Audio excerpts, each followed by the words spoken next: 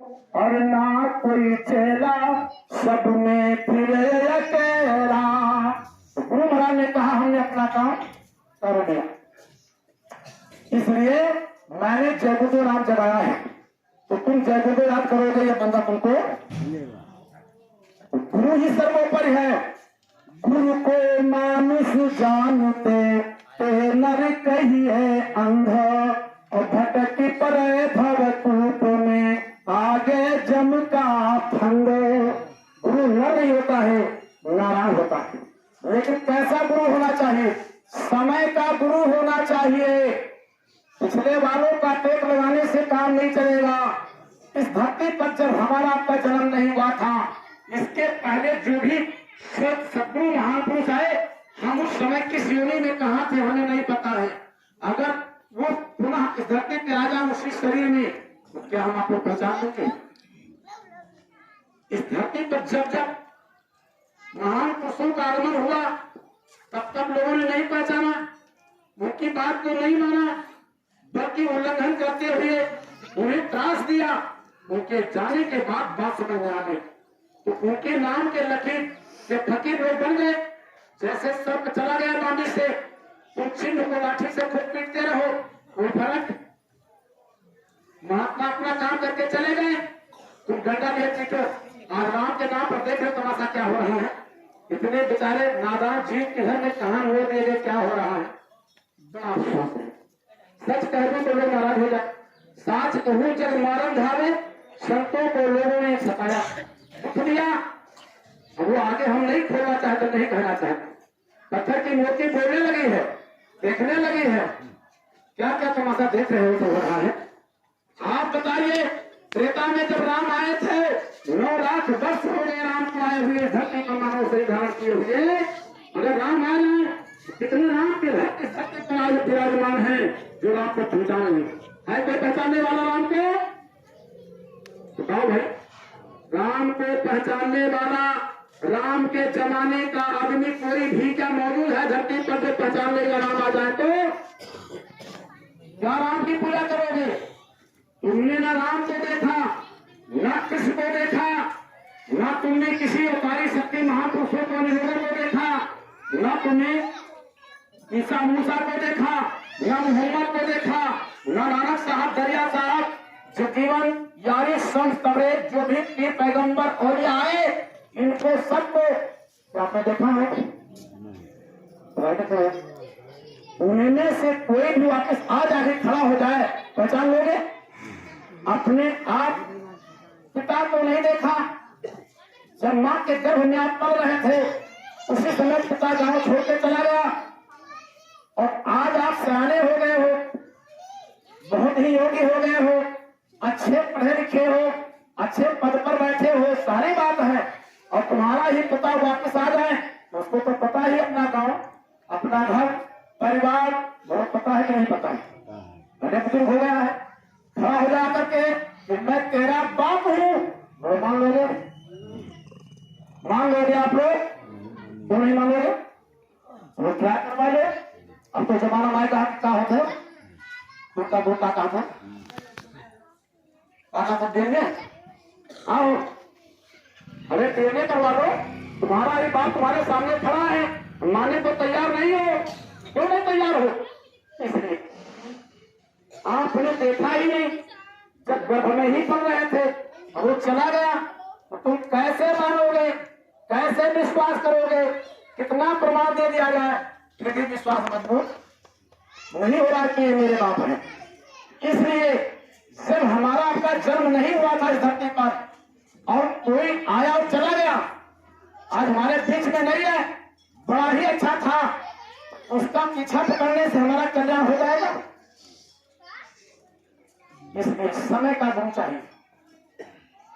मेरे भाई बहनों, आप लोगों ने इनको देखा है ना, तो पहचानते भी तो होंगे, आप पहचानते होंगे ना। इस सृष्टि का अटल कानून है, अटल कानून है, मानव शरीर को धारण करने वाला कोई भी हो, आज तक जो भी आए, अपने में सभी लोगों का इतिहास है कि नहीं? जो भी महान पुरुष आए, सबका इतिहास है कि नहीं है? इनका भी तो कोई इतिहास होना चाहिए। ये कौन है? ये लावारिस है? आज ये कौन है? इतनी बड़ी जगमग आज तक किसी के पास नहीं हुआ है। जिस बाबा के पीछे, जिस बाबा के पुली उठाने पर 40-45 करोड़ लोग उठने बैठने वाले हों, पीछे पीछे चलने वाले हों, जिस बाबा के पास जैसा लोग कह रहे हो 12,000 करोड़ की 17,000 करोड़ तो कुछ कह रहा है, तो कुछ कह रहा है, तो इतनी बड़ी प्रॉपर्टी, जिस बाबा के पास 4,000 एकड़ जमीन हो, 3-3 सवारी शांत गाड़ियां हो, जिस बाबा ने बड़े बड़े काफिले निकाले, बड़े बड़े जग से रचाए, 3 जग किया, महान जग, और जिस बाबा ने दूरदर्शी पार्टी बना करके अपने प्रेमियों को मैदान में उतार दिया, इस भारत की जनता से विनती प्रार्थना किया कि धरती के सत्य को लाने के लिए, धर्म की स्थापना करने के लिए, इंसानियत मानवता को लाने के लिए, सुख शांति लाने के लिए, पूर्ण स्वराज लाने के लिए, राम राज्य लाने के लिए आपको मौका दिया जा रहा है। एक बार केवल का ठप्पा लगा दो, विचारों का दान दे दो। पार्टी का नाम रखा दूरदर्शी। 24 मार्च 1980 अहमदाबाद में बाबा जी ने दूरदर्शी पार्टी को जन्म देते हुए अपने भक्तों को मैदान में उतार दिया। देश के अधिकारी कर्मचारी, शेख साहूकार, किसान, नौजवान छात्रों से अपील किया कि एक बार साथ दे दो। लोगों ने कहा कि बाबा जी राजनीति में आ गए हैं, ये प्रधानमंत्री वाला राष्ट्रपति बनना चाहते होंगे, इनको राजनीति से क्या मतलब है। लोग धोखा खा गए, इस बात को नहीं समझा है। प्रिय भाई बहनों, बाबा जी ने वादा किया है, वो कौन सा वादा? लुटा दिया। लोगों ने विश्वास और यकीन तो किया कि रास्ता सच्चा है, लेकिन लोगों ने प्रार्थना भी किया कि हुजूर आपका बताया हुआ मार्ग आत्मकल्याण का बहुत ही निराला है, बड़ा ही अच्छा है। अपने घर में रहकर प्रभु को प्राप्त कर लेना, कहीं जाना ना हो, इससे बढ़िया क्या हो सकता है। सरदार लोगों ने किया कि बाबा जी आप सच कहते हो, लेकिन एक सवाल खड़ा हो गया कि सरकार भजन तो मैं करना चाहता हूँ, लेकिन मैं कैसे करूँ भजन? मेरे सामने एक नहीं अनेक समस्याएं हैं, मन साथ नहीं दे रहा है, हर प्रकार से मैं लुट गया हूँ, हर प्रकार से मेरे लिए मुसीबत है। सरकार दया करो, हम भजन कैसे करें? मेरी माँ बहन बेटी बहू के साथ क्या किया है, और मेरी संपत्ति लूट ली गई, हमारा हक हिस्साधिकार लूट लिया गया, खेत खलिहान लूट लिया गया, मेरे लिए रोटी नहीं है, न कपड़ा है, न मकान है, न मेरे लिए कहीं न्याय है, न मेरी कोई सुरक्षा है, न मेरी कोई व्यवस्था है, न मेरा कोई दर्द सुनने वाला है। ऐसी परिस्थिति में प्रभु भजन में कैसे करूं? सुनते सुनते सुनते सुनते तब उन्होंने आवाज दिया, ठहरो, भजन तुम क्या करोगे? भजन तो मैं करो। तो चिंता करते हो, भजन की चाबी कहाँ है? मेरी हंटी में है। अगर हिंदुओं से भजन न करा दिया और मुसलमानों से इबादत न करा दिया तो बाबा जी को बाबा जी ना कहना, मैं वो बाबा हूँ, करके दिखा दूंगा। ठहरो, कैसे दिखा दूंगा? जब तुम्हारा रोना ही खत्म कर दूंगा। कितना सुख चाहिए, अरे कितना दौलत चाहिए, कितनी तुमको सोना चांदी चाहिए, कितनी जमीन चाहिए, कितना मकान चाहिए, कितना सुख भोगोगे। सुख भोगते भोगते भोगते भोगते थक जाओगे। इस दुनिया के सुख से भोगते भोगते तुमको अपच पैदा हो जाएगा, तुम्हारा मुख मुड़ जाएगा। किसी चीज से आदमी को जब घृणा हो जाती है तो कितने कहता हूँ, अरे इंसान को किसी चीज से घृणा हो जाती है तो क्या ठोकर के चल जाएगा? तो जो लालसा हमारी इस दुनिया में, हम भी सुख और शांति की कल्पना करते हैं। जब तुम्हारी इच्छा तृप्त हो जाएगी, जो सुख और संपत्ति के लिए मर रहे हैं, कुर्सी के भूखे भेड़िए राष्ट्रपति प्रधानमंत्री को नौबत नहीं है, वो दौलत, वो सुख और शांति से ये धरती परिपूर्ण हो जाएगी। जब पेड़ों पे इतना फल, धरती से इतना अनाज उत्पन्न होगा, ये धरती अपने आंचल से सोना चांदी हीरे मोती पन्ना पुरा देगी, चिड़ियों में भी हीरे चढ़े जाएंगे। ऐसा सुंदर सुगंध वक्त आ जाए। आगे वो समय आ रहा है कि देवियों के कलाइयों में हीरे लगेंगे, हीरे चढ़ जाएंगे और क्या चलेगा, दूध घी की सुधाधार बह जाएगी। कितना खाओगे, क्या करोगे, वो समय आ रहा है। लेकिन उस समय के आने के पहले अगर आप इंसान न बन गए, अगर संभल न गए तो क्या होगा, क्या होगा, ऐसे आएगा। हर बच्चा सतयुग आएगा, कलयुग में कलयुग जाएगा और कलयुग में सतयुग। लेकिन सतयुग आने के पहले से ही बच्चा तेरा कचूमर और जितने पापी कुकर्मी है दुनिया में अब इनका नामो निशान भी ना। ऐसे सतयुग आएगा, सतयुग आएगा तो चोरों की तरह से नहीं आएगा, ढोल बजाते सेना तान के ढंग के चोट पर आएगा। तो सतयुग में अपना पैर धरती पे जमा दिया है। कैसे जमा दिया, जिस तरह से भगवान राम के दूत अंगद संधि पत्र लेकर गए थे रावण के पास कि सीता मां को सम्मान के साथ आप भी तो वापस कर दो, हमारे प्रभु राम को तो माफ कर देंगे। क्या मान लिया नहीं, इतनी बड़ी तर्कबात हुई।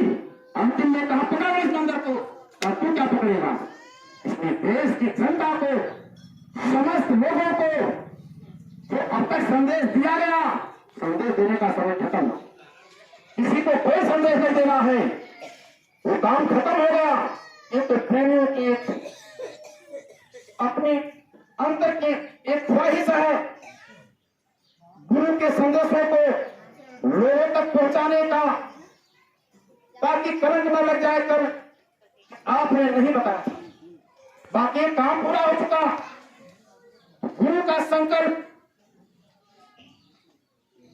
जिसने इतना बड़ा संकल्प लिया है तो तुम भजन क्या कराओगे, भजन मैं कराऊंगा। कलयुग में कलयुग जाएगा और कलयुग में सतयुग आएगा, सतयुग आएगा। क्या कलयुग जानते हो आप लोग, कलयुग की व्याख्या, कलयुग का रूप, कलयुग का प्रारूप पहचानते हो आप लोग, कितने लोग पहचानते हैं। कलयुग को देखा आप लोगों ने, नहीं देखा, देखना चाहते हो बोलो। आज तक यही था, कलयुग जाने वाला है, सतयुग आने वाला है, कलयुग जाने वाला है, सतयुग आने वाला है, ये तो सुना था। आप लोगों ने ना कलयुग को जान पाए और ना बस बहलिया आएगा, जाल बिछाएगा, दाना डालेगा, मैं नहीं फंसूंगी, मैं नहीं फंसूंगी, यही तो। और रखते रखते बहलिया आ गया, जाल बिछा दिया, दाना डाल दिया, सारी पक्षियां चूने में लग गई। बहलिया आएगा, जाल बिछाएगा, दाना डालेगा, मैं नहीं फंसूंगी, मैं नहीं फंसूंगी, और सब वही फंसे बने।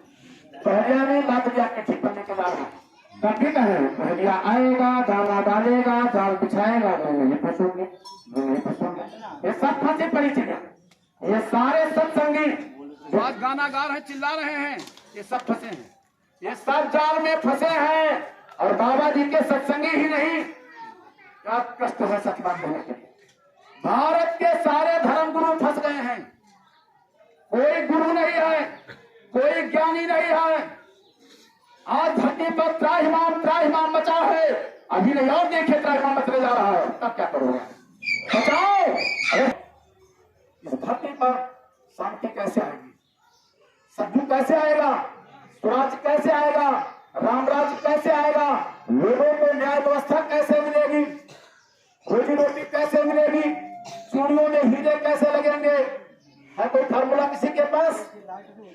त्राहिमाम बचा हुआ है और ये निष्कलंकी है, कोई कलंक नहीं लगा सकता है, कोई उंगली नहीं उठा सकता है कि आपने नहीं बताया। बहुत पहले बता दिया उन्होंने कि अपना काम मैं सफाई से करता जा रहा हूं, कोई दाग नहीं लगा सकता है, बेदाग। लेकिन फिर भी कलयुग ने दाग लगा दिया है, कलयुग ने इनके दामन पे दाग लगाया है। उस कलयुग को बताना पड़ेगा दाग तुमने कैसे लगाया है, बताओ। अब कलयुग भाग रहा है, अब कलयुग भाग रहा है और सतयुग खदेड़ रहा है। तो कलयुग सतयुग का टक्कर होगा और दोनों के टक्कर में क्या होगा, 200 करोड़ का सफाया होगा। तो जिस बाबा का इतना बड़ा संकल्प, इतना बड़ा वादा, इस धरती पर आज तक पीछे के इतिहास को देखिए, छोटे छोटे लोगों का इतिहास देखिए, जिन लोगों ने अपना कुछ वचन दे दिया, अपने वचन को निभाया है, और ये वचन नहीं निभाएंगे। चंद्र करे, सूरज करे, करे जगत व्यवहार, ऐ राजा हरिश्चंद्र को करे न सब विचार। अपने सब विचारों से नहीं हटे, बीत गए, सब कुछ हो गया, हरिश्चंद्र नहीं हटे। यही नहीं, भगवान राम रघुकुल रीत सदा चली आई, प्राण जाए पर वचन न जाए। राम रावण के युद्ध में देख लीजिए आप, भीषण लंका से भगाया गया, भविष्य के सुझाव को रावण ने नहीं माना, राम कुमार के भविष्य ने बेइज्जत कर दिया। जब समझाना चाहा था भविष्य ने अपने बड़े भाई रावण को कि बैर मत करो, अभी सवेरा है, सीता को सम्मान के साथ हवाले कर दो। रावण ने खींच के लात मारा, भविष्य ने बेइज्जत कर दिया। भागते हुए रामादल में आकर राम बताया कि वहां पर रामादल में भविष्य का राज तिलक हो गया है। तब रावण ने कहा वाह, एक भिखारी उधर से भगाया गया। दिल्ली की सत्ता और उसका अधिकार किसको दिया जा रहा है? नहीं कहा, भूल अपने संकल्प को। जिस समय लक्ष्मण को शक्ति लग गई, उस समय तो दुख का वारा पार नहीं था, लेकिन राम को किसके लिए चिंता थी?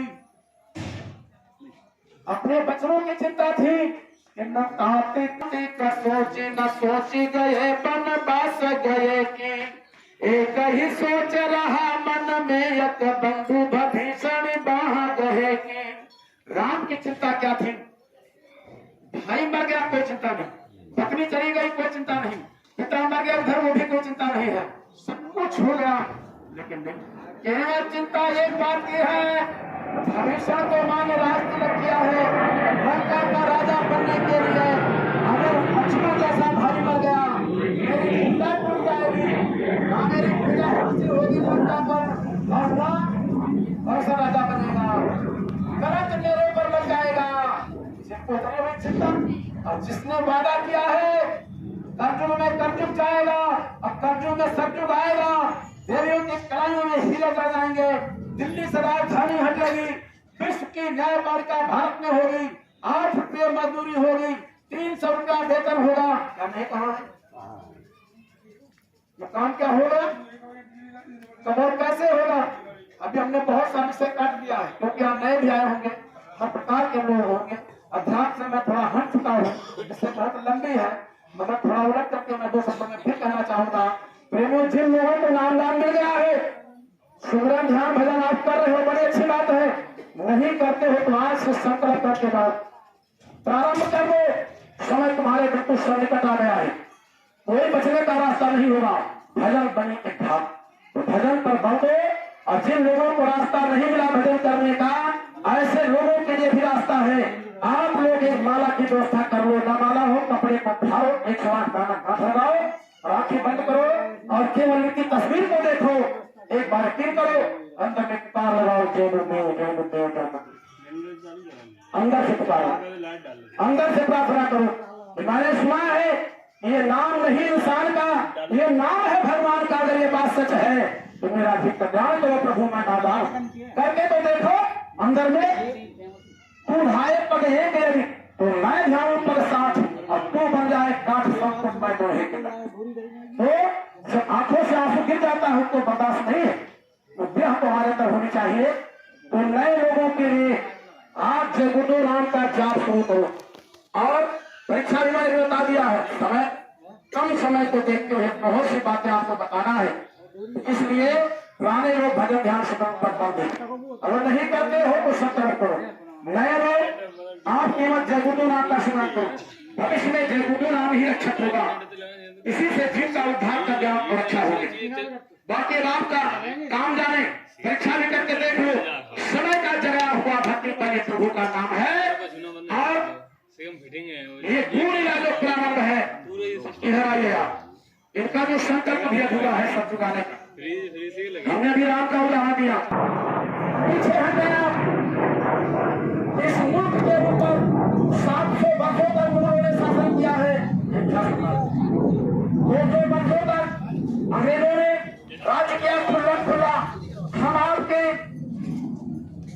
बुजुर्गों के साथ, हमारी खानदान मां बहन बेटी बहू के साथ कैसा सलूक किया, इतिहास उठाकर देखो आप। बाबा जय गुरुदेव के शब्दों में अंग्रेजों का राज फिर भी अच्छा था, उनके राज में आज आपका ये मुल्क आजाद है। आजाद भारत के अंदर आज 76 सालों से आजादी का उत्सव मनाते हुए आज देश कहां पहुंच गया, आज समाज कहां पहुंच गया। यही गांव, यही शहर, यही देश, लोगों में कितना प्यार था, एक दूसरे के लोग काम आते थे। गांव में किसी की मां बहन अपने जैसे हुआ करती थी, कितना प्यार और मोहब्बत था।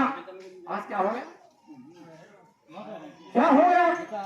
इसको छोड़िए, बाबा जय गुरुदेव का परिवार 40-45 करोड़ लोगों का जिनमें भी जहर आ गया, जहर पैदा हो गया। जहर आपस में इतना बड़ा वैमनस्यता, ईर्ष्या, द्वेष, जाति पाति भेदभाव, ऊंच नीच, क्या क्या जहर घोल दिया गया। क्या होगा, क्या होगा? तो अभी मैंने 15 अगस्त 1947 से दिल्ली और लखनऊ की कुर्सी पर आप लोगों ने किन किन लोगों को चुन के भेजा?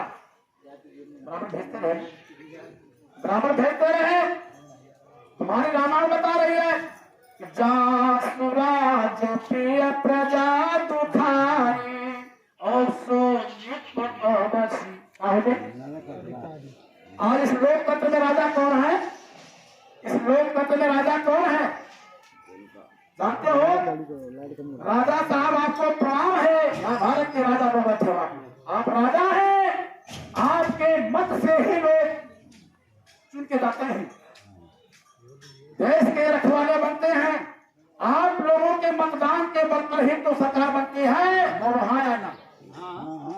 बाबा जय गुरुदेव ने कभी कहा था कि एक वोट देना क्या है?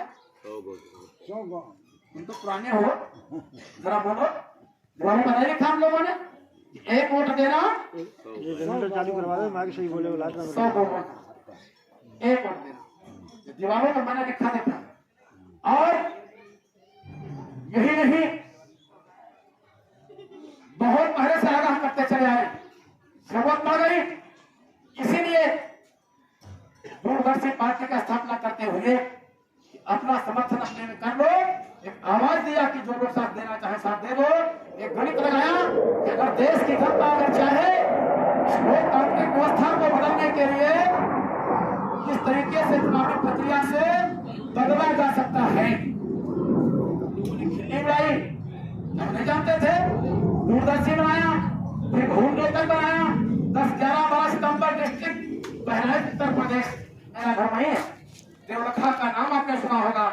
मेरे घर से 35-40 किलोमीटर की दूरी पर रखा पड़ेगा, जहां पर भूमि जोतक खेतिहर काश्तकार संगठन के आधारशिला रखा और ये भी वादा किया कि 40 सालों का कर्जा कोई भी किसान हो जो कर्जे से लदा हुआ है उसका ट्रैक्टर, ट्रॉली, इंजन, बोरिंग, खाद, दवा, बीज, नाले, कुआं, ट्यूबवेल, गाय, बैल, भैंस, किसी प्रकार का कोई भी कर्जा ब्याज समेत माफ करने की बात कही।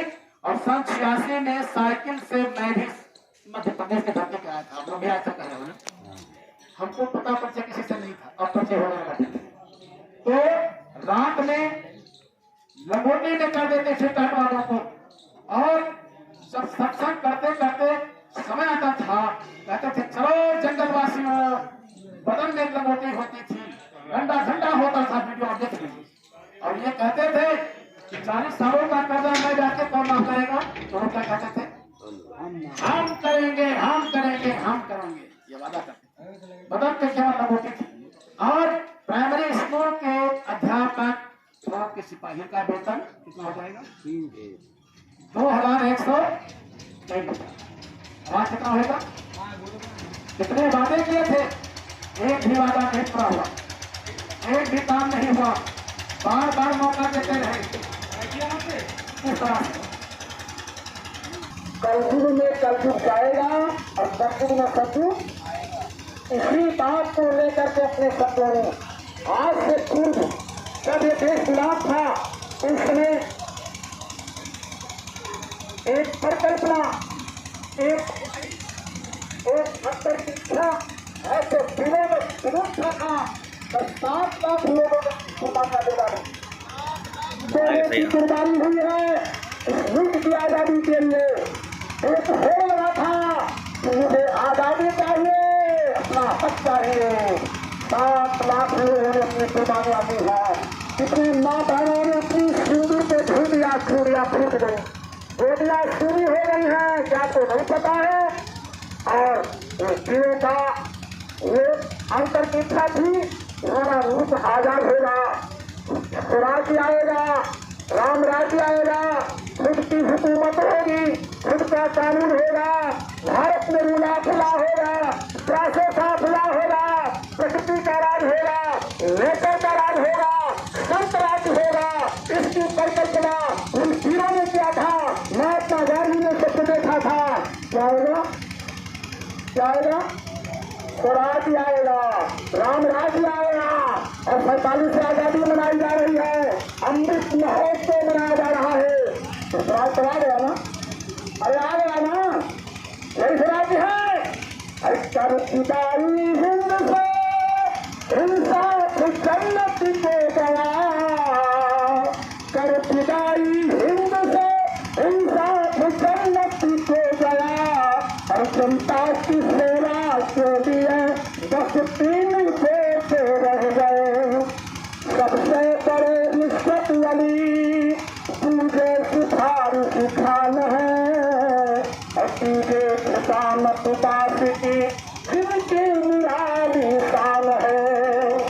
समझ लीजिए आप, पत्नी के केस में रिश्वत वाली की जीत है।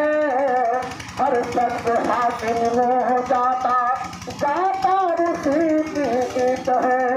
नौकरी मिलती नहीं जालिम सिफारिश खान से, और रिश्वत वाली को साथ लेकर कर हुकूमत शान से। रिश्वत सिफारिश खुशामत तीनों जग के नाथ हैं, और भाग्यशाली है वही बस तीनों जिनके साथ है। बाकी किसी को कोई पूछने वाला है क्या? इसीलिए कुर्बानियां दी थी, इसीलिए वीरों का संकल्प अधूरा है, महात्मा गांधी का सपना अधूरा है, जिसके लिए बाबा साहेब ने कहा बच्चा गांधी के अधूरे सपनों को, गांधी के अधूरे सपनों को तुमसे पूरा करवाना है। भारत के वीरों सब जाओ, गुरुदेव जगाने आए हैं। परिवर्तन होगा दुनिया में, संदेश सुनाने आए हैं। तुम उठो राम की तरह उठा ले, हर धनुष बाण निज हाथों में। संरत सामुद्र बने संतों का संदेश सुनाने आए हैं। भारत के वीरों जग जाओ, गुरुदेव जगाने आए हैं। तुम उठो वीर अर्जुन की तरह, हर मोहनता को भंग करो, हर संग किसी पर गीता का संदेश सुनाने आए। भारत के वीरों जग जाओ, गुरुदेव जगाने आए हैं। परिवर्तन होगा दुनिया में, संदेश सुनाने आए हैं। प्रभु धर्म कर्म भी चला गया, हर मानवता भी चला गया। हर संग को मानवता का प्राचीन चढ़ाने आए हैं। भारत के वीरों जग जाओ, गुरुदेव जगाने आए हैं। गांधी के अधूरे सपनों को तुमसे पूरा करवाना है। जो आपने वादा किया था, संकल्प लिया था, वो सपना पूरा होगा। इस धरती पर एक महान महान पुरुष और हुए हैं। उन्होंने वादा किया था तुम मुझे खून दो और मैं तुझे किसने कहा था? नेताजी सुभाष चंद्र बोस। भारत की धरती पर दो व्यक्ति ऐसे हैं जिनकी मृत्यु आज तक संदेहात्मक बनी हुई है। ये भारत की सरकार क्यों नहीं डिक्लेयर कर देती है, क्यों नहीं मृत्यु प्रमाण पत्र जारी कर देती है? नेताजी सुभाष चंद्र बोस जिनकी मृत्यु संदेहात्मक है। और दूसरे कौन है? बाबा साहेब गुरुदेव। नेताजी सुभाष चंद्र बोस का तो अता पता है, उनके तो अता पता नहीं, उनका तो अता पता ही नहीं है क्यों पता है। नेताजी सुभाष चंद्र बोस जिनकी जन्मभूमि कटक उड़ीसा, पिता जानकीनाथ बोस, माता प्रभावती, भाई बहन कितने 13, जिनमें मेरी संतान और मैंने वहां जाकर खुद देखा है। इन्होंने इस मुल्क को आजाद कराया, अंग्रेजों को खदेड़ा भारत से। आज उनकी तस्वीर जेलों में, कचहरियों में, स्कूलों में देखने को मिलेगा। लेकिन नेताजी ने जो सिद्धांत दिया इस देश के लिए, उस सिद्धांत लागू नहीं किया गया और भारत की जनता को झांसा दिया गया। इधर ये बाबा साहेब गुरुदेव कौन है जो 60 बरस से भारत की धरती पर सीना तान करके ढूंढते हुए ऐलान कर दिया कि कलयुग में कलयुग जाएगा और कलयुग में सत्युग परिवर्तन करने आया हूँ और परिवर्तन करके जाऊंगा, चाहे 400 वर्ष मुझे क्यों न रहना पड़े। दूसरे राजनेताओं ने कर दिया है, अजमा दिया है। सवाल खड़ा होगा दूसरे राजनेताओं से इनका क्या झगड़ा था जो कि इनको अजमा दिया, क्या मतलब था? यही नहीं, ये कौन बाबा है जिसका वादा है जिस पेड़ को मैंने लगाया है फल खाकर जाऊंगा? ये कौन बाबा है जिसका वादा है विश्व के राष्ट्राध्यक्षों को मैं बुलाऊंगा, तब मैं उनसे पूछूंगा कि भारत के विकास के नाम पर तुमने कितना कर्जा दिया है? क्या वचन याद आप लोगों को ये थी? और अगर चले गए तो बोले छुट्टा रहे कि सच्चा, कोई नाम लेने वाला रहेगा धरती पर, फिर कोई नाम बचेगा? अरे कोई नाम ही नहीं बचेगा, सदा के लिए काम ही खत्म होगा। अरे यही नहीं, इनका वादा है इन माताओं बहनों से मैं पूछूंगा मंच लगा करके कि तुम्हारे चूड़ियों में हीरे चढ़ गए कि नहीं।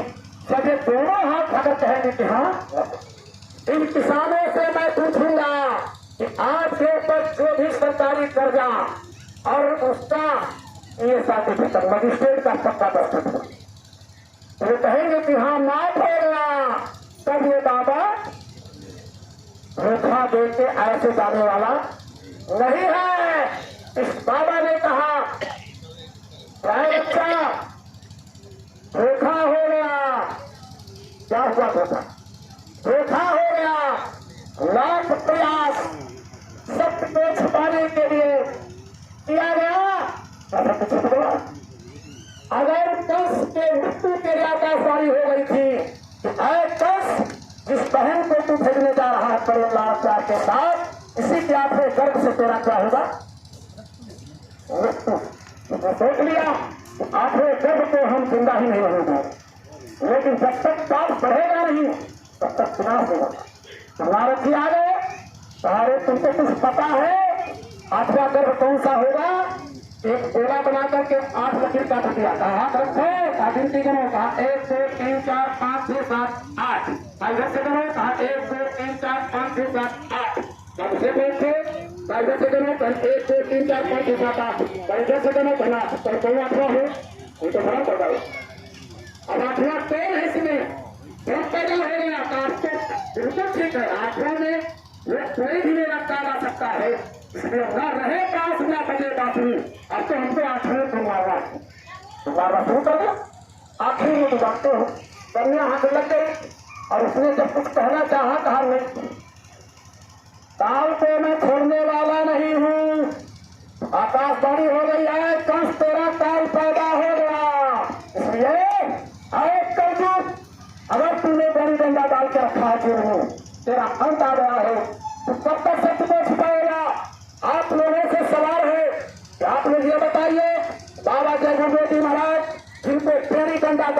21 महीने जेल में रखा गया।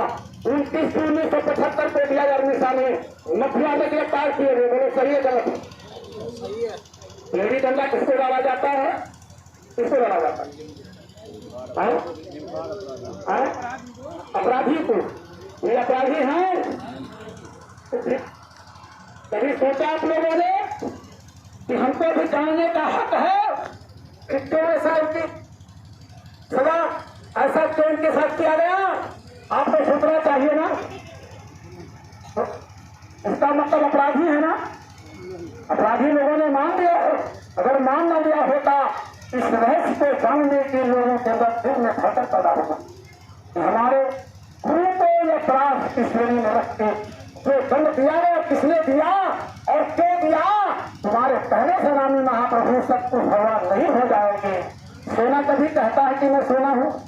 बताए जाता सोना तो सोना होता है। तुम कहीं भी जाते जब भी निकालोगे वो सोना, तो वो तो मर्यादा से बने हुए हैं। मर्यादा को तोड़ नहीं सकते हैं। वो विवश है, तोड़ नहीं सकते हैं। अगर आप इस बात को मानते हो कि हनुमान ने लट्टा जलाया है, तो यदि तुमको मानना होगा। अगर हनुमान चाहते तो फांसते नहीं कर देते। अगर इस बात को आज मानते हो कि राम जन्म के अवतार थे, रावण को मारा, तो जब नाक फांस में बांधे गए थे तो उनके उद्धार के लिए गंगा में तक कट। अगर वो राम ब्रह्म है तो रावण पातालपुरी में हो गया, तो उनको लाने के लिए हनुमान जी को लेते हैं तो भगवान नहीं रहा। अगर आप इनको भगवान मानते हो तो इतिहास बता रहा है पलटू साहब को जिंदे घर में जलाया गया तो भगवान नहीं रहा। अगर इनको भगवान मानते हो तो सिख संप्रदाय में गुरु गोविंद सिंह के बच्चों को दीवार में चिल्लाया गया। सही की गलत?